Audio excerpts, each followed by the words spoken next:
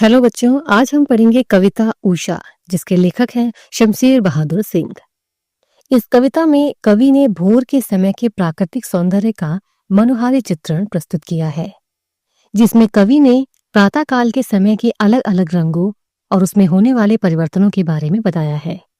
तो चलिए शुरू करते हैं और पढ़ते हैं पहले काव्यांश का अर्थ। कवि सूर्योदय का मनोहारी वर्णन करते हुए कहते हैं कि सूर्य उदय होने से पहले का आकाश बहुत ही गहरा नीला दिखाई दे रहा है, जो कवि को किसी नीले शंख के समान प्रतीत हो रहा है। यानी कवि को सूर्योदय से पहले का आकाश किसी नीले शंख के समान पवित्र और सुंदर दिखाई दे रहा है। उसके बाद धीरे धीरे आकाश कवि को राख का रंग यानी गहरा स्लेटी दिखाई देने लगता है, और सुबह के वातावरण में नमी होने के कारण गहरे स्लेटी रंग का आकाश ऐसा दिखाई देता है मानो राख से किसी ने अपने रसोई घर को लीप दिया हो, जिस कारण वो अभी भी गीला है। प्रातःकाल के समय ओस की नमी होती है, इसीलिए नीले आकाश को भी गीला बताया गया है।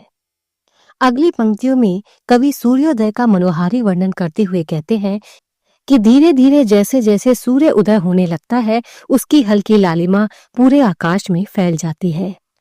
उस दृश्य को देखकर ऐसा लगता है जैसे काले रंग की सिल यानी मसाला पीसने वाले काले पत्थर को किसी ने लाल केसर रंग से धो दिया हो। यहाँ पर कवि ने काले सिल को अंधेरे के समान और सूरज की लालिमा को केसर के समान बताया है। दूसरा उदाहरण देते हुए कवि कहते हैं कि सुबह के समय का आकाश ऐसा लगता है मानो किसी बच्चे की काली स्लेट पर किसी ने लाल खड़िया मिट्टी मल दी हो। यहाँ पर कवि ने अंधेरे को काली स्लेट के समान और सुबह की लालिमा को लाल खड़िया मिट्टी के समान बताया है।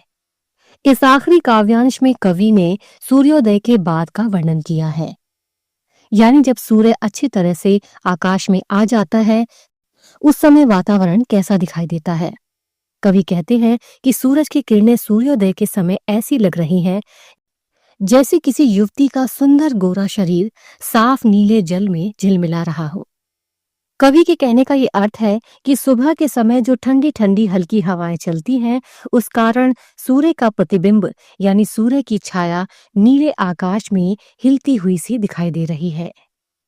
यहाँ पर कवि ने नीले आकाश की तुलना नीले जल से और सूरज की किरणों की तुलना युवती की सुंदर गोरी काया यानी उसके शरीर से की है। आगे कवि कहते हैं कि कुछ समय बाद जब सूर्योदय पूरी तरह से हो जाता है, यानी जब सूर्य पूरी तरह से आकाश में निकल आता है, तब सुबह के समय का हर पल बदलता सौंदर्य पूरी तरह से समाप्त हो जाता है और ऐसा लगता है जैसे प्रातःकालीन आकाश का जादू धीरे धीरे खत्म हो रहा है। कवि के कहने का ये अर्थ है कि सूर्य के उगने से पहले आकाश में जो भी बदलाव होते हैं वो सूर्योदय होने पर समाप्त हो जाते हैं, यानी सूर्य के पूरी तरह से उगने के बाद वो सभी बदलाव खत्म हो जाते हैं।